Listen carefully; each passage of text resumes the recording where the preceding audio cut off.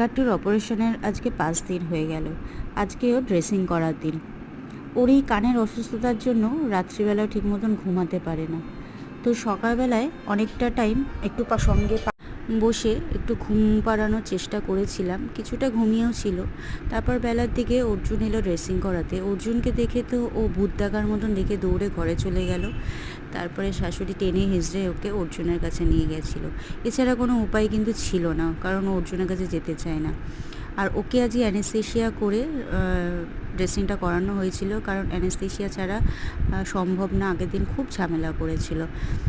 তো অ্যানেস্থেশিয়াটা পার্সেন্টেজটা খুবই হালকা দিয়েছিল, যাতে ও নড়াচড়া না করতে পারে, সেই রকমই দেওয়া হয়েছিল।